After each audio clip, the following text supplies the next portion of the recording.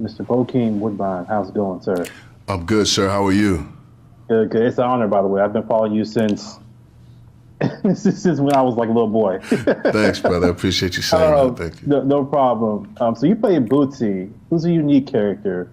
What aspects of this character can you relate to? His honesty about being himself. Hmm. That's something that comes naturally to me, and something that I see kind of declining in a way. I mean, people feel like this all the time as they start to get into their 50s. They start to feel like certain things, there's just not as much of it as it used to be. So I may be out of touch with this or off base, but it seems like nowadays a lot of people are trying to fit a certain kind of paradigm and trying to, represent a certain kind of style that may or may not really be their own. Individuality seems to be on a decline. And I see a lot of folk just wanting to lean into whatever is the latest style or thing and not necessarily represent whatever individual trait they might have that is different from the norm. So when I see a character like Bootsy, who is just doing his own thing, his own pace, his own way, his own style, is comfortable with that, it just really speaks to me. And, it was a very appealing character to play. Okay. And one of the things I wanted to ask about this character is, like, where do you think his moral compass lies? So do he has any type of any type of internal conflicts that he may have? Do you think he has any, or how can you describe it? He doesn't have any internal conflicts at all. He's a combat veteran who's, been wounded, who's killed people, who's seen his, buddies get killed and field of combat. So his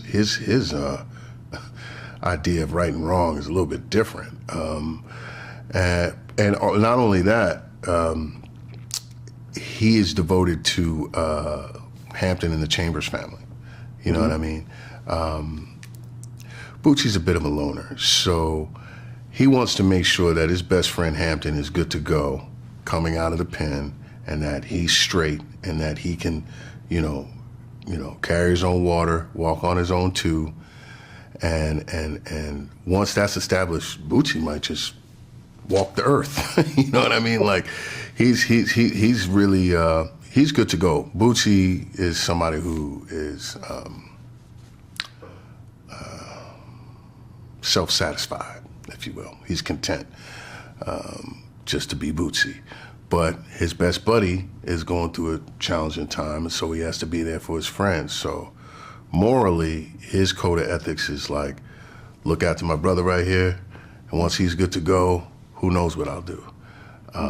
But as far as right and wrong and this, that, and the other, like, he's definitely on some, especially after being back from Vietnam, on some thou shalt not kill type vibe. He doesn't want to do that anymore. But other than that, he's morally flexible. I wanted to give a throwback character. So what if Cleon existed in this series? Like, how would he and Bootsy interact? Cleon and Bootsy, they probably wouldn't get along because, Cleon became very didactic about right and wrong after Vietnam, and so I don't think Bootsy would vibe with that, and vice versa.